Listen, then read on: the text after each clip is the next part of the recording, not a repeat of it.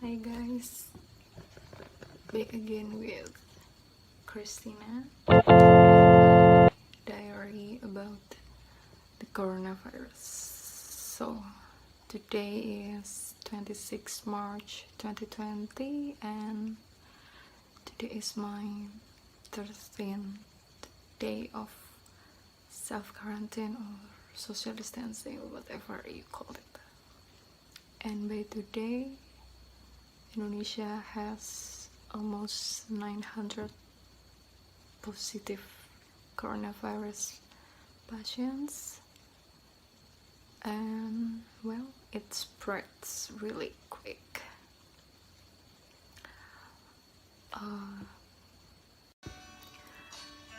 Well, selain update, gue juga mau kasih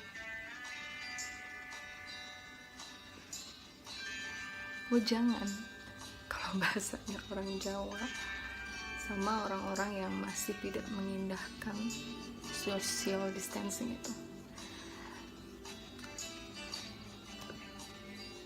Gue inget banget pas pertama kali virus outbreak di dunia ini, gue malah baca berita pihak Indonesia menyarankan warganya untuk pergi traveling karena ada banyak penurunan harga tiket, discount, and many more. So that's why people say that you should go to another country.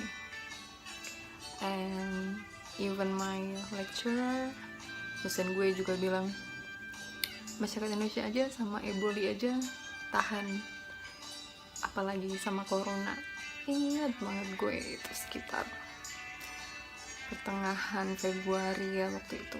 Terus sebelum gue traveling juga keluar, dan begitu meremehkannya masyarakat Indonesia ini sampai Maret lalu ini kita nggak bisa lagi meremehkan hal itu, karena tadinya positifnya sedikit, sekarang jadi banyak banget, apalagi kita punya predikat kematian tertinggi selama beberapa hari ini.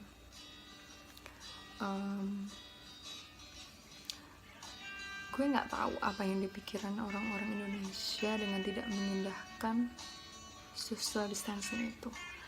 Mau imun lo sekuat apapun, yang namanya social distancing itu tetap penting, karena lo juga bisa sebagai carrier, dimana lo bisa menginfeksi orang lain tapi lo sendirinya nggak apa-apa.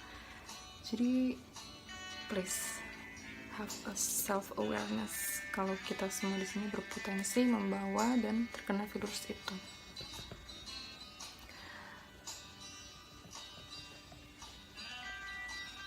Dan sering banget bermunculan soal perdebatan soal apakah lebih baik lockdown atau enggak. Well, kalau pribadi gue berpikir itu 50-50 ya. Gue tahu kalau kita lockdown total bakal berpengaruh sama perekonomian nationally. Tapi gue pikir lagi, kenapa kita nggak mencontoh negara-negara lain kayak di Wuhan atau di Italia. Kalau di Italia, gue inget, gue lupa nama kotanya, di sana adalah outbreak virus pertama kali. Mereka langsung melakukan lockdown 1 bulan, dan oke, memang di main city-nya Milano dan lain-lain sebagainya itu langsung pesat banget karena mereka tidak mengindahkan.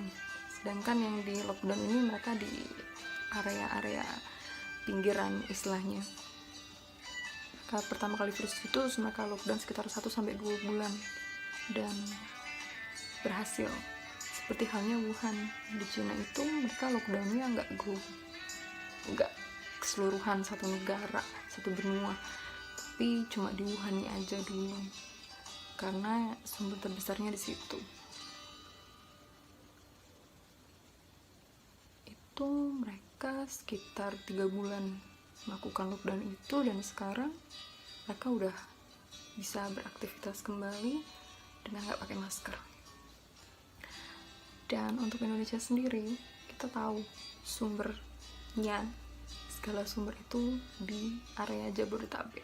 Sorry buat orang Jabodetabek, gue bukannya menyalahkan atau apa, but this is fact. Gue tahu Jabodetabek masih menjadi pusat dari segala pusat, tapi for the better purpose, kenapa kita nggak contoh negara lain dan lockdown dulu area sumber terbesar itu? Oke, pemerintah nggak mau lockdown, langsung ngeluarin namanya social distancing. Tapi apa? Orang-orang Jabodetabek social distancing malah pada mudik. Dan dengan cara mereka mudik, mereka mereka nggak terinfeksi, tapi mereka carrier. Dan sekarang di daerah-daerah lain udah mulai banyak yang kena. Karena apa? Karena mudik itu. Gue masih lucu aja sih, nggak paham yang namanya social distancing itu. Lo jarak 1,5 meter aja itu indikasi lo buat kena aja udah 50%, apalagi lo berpergian, misalkan lo naik kereta. Jangan kan kereta, lo satu mobil sama keluarga lo yang terinfeksi, lo nggak bisa jarak 1,5 meter dalam mobil itu. Lo udah satu mobil kena semua. Gue baru dengar salah satu auditor organisasi gue, anaknya yang masih kecil umur 10 tahun itu kena corona karena yaitu ada kakaknya mudik, dan itu hanya dari Solo ke Jogja, jaraknya gak jauh, dia naik kereta, dan si kakaknya ini gak apa-apa, tapi dia carrier ternyata. Jadi kena deh si anak umur 10 tahun ini. Ya, itulah kenapa bahayanya kita tidak mengindahkan social distancing itu. Selain itu, gue juga berharap kalau pemerintah tuh kerjasama. Jadi jangan sendiri-sendiri. Kita ini satu kesatuan. Gue berharap ada tindakan dari pemerintah, khususnya para aparat keamanan, buat mengindahkan social distancing ini. Jangan cuma pengumuman bakal dipenjara lah, bakal didenda lah, atau apalah, tapi ada actionnya, kayak ngakuin patroli kayak di Spain, Italy, and Australia. Mereka melakukan patroli. Jadi dan itu kalau sekarang Indonesia masih 50 orang itu dibubarin. Kalau di Singapura udah 10 orang. Jadi menurut gue bener, Indonesia juga harus menerapkan 10, kalau ada kumpul-kumpul 10 orang itu bubarin. Karena gimana, namanya juga kumpul jarak lo kurang dari 1,5 meter, pantas lo ketularan. Jadi ya menurut gue bubarin aja, jangankan 5 orang aja langsung bubarin aja menurut gue. Terus dan selain itu, gue frustrated sama orang-orang yang kena panic buying. Jadi gue kan udah 13 hari karantin diri, gak keluar dari kamar gue, dari boarding gue itu selama 13 hari. Dan kemarin tuh stok gue habis, semua stok bulanan untuk gue bertahan hidup tuh habis. Jadi gue memutuskan terpaksanya untuk keluar, dan gue nggak bisa dapetin masker di mana-mana, gue nggak bisa dapetin sarung tangan di mana-mana, dan pas gue belanja gue nggak bisa dapetin bahan-bahan pokok kayak gula, beras, dan lain sebagainya, karena orang-orang udah kena panic buying itu. Dan kakak gue yang kerja di rumah sakit juga bilang ke gue kalau misalkan sekarang mereka sudah mulai stoknya menipis untuk sarung tangan dan lain sebagainya, APD itu, untuk mereka siaga jika ada pasien corona itu. Gue mau tanya sih sama orang-orang yang panic buying ini, why you do that? Kalian gak inget sama cerita itu yang terkenal banget, ada orang cowok di US yang dia sebelum orang lain kena panic buying, dia nimbun hand sanitizer, beribu-ribu hand sanitizer. Ujung-ujungnya dia nggak bisa menjual itu, dia harus mendonasikan. Sekarang kalian juga kayak gitu, terus kalian jual di Tokopedia. Di Tokopedia kan udah mulai di ban ya, yang harganya nggak rasional. Gue masih nemuin di Lazada, di Shopee, harga paling murah untuk masker itu 200.000. Masker kesehatan loh ya, bukan masker yang untuk fashion atau orang sengaja buat dari kain-kain itu paling murah 200.000, 200 sampai 600.000. Padahal dulu gue beli itu cuma 12.000, gue bisa dapat 6 atau 7. Gue jadi mikirin para healthcare yang mereka harus jadi front line kalau misalkan ada pasien yang ODP, PDP ataupun nanti udah positif. Lo yang nimbun itu sekarang, indikasi lo buat kena sama para orang-orang di rumah sakit sana, lebih berpotensi orang-orang di rumah sakit sana. Jadi gue berharap lo punya kesadaran diri.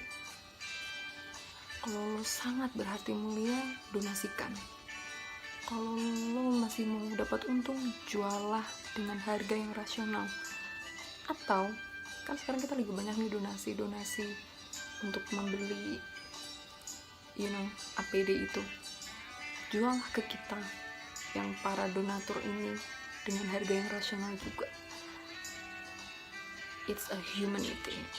Show your empathy now. Ini bukan saatnya lo aja mumpung dan lain sebagainya. Tadi saat I won't say that. Sorry. Jadi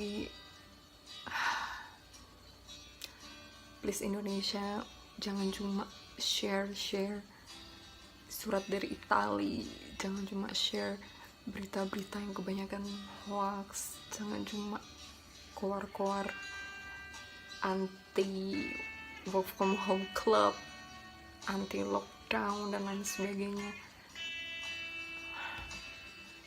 Please take an action, take it seriously, don't take it lightly anymore, karena gue lihat sekarang masih banyak yang menganggap ini suatu hal yang sepele. Dan lo lihat sekarang jumlahnya udah 900, indikasinya Indonesia akan terkena, puluhan ribu orang akan terkena.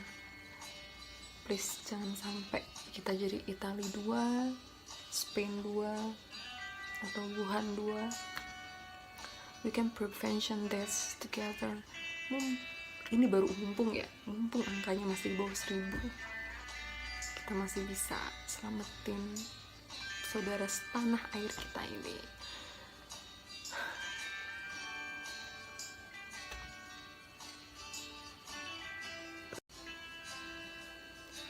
Dan buat orang-orang, teman-teman, saudara-saudara semua yang udah mengindahkan social distancing ini, terima kasih sekali, karena lo bukan hanya nyelamatin diri lo sendiri, tapi juga nyelamatin keluarga lo, teman-teman lo, mungkin jodoh lo yang entah sekarang di mana,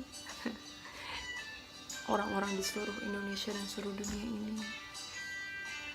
Zaman dulu lo dipaksa, dipecutin, dipukulin, dimasukin ke truk dengan paksa untuk berperang melawan penjajah dan lain sebagainya.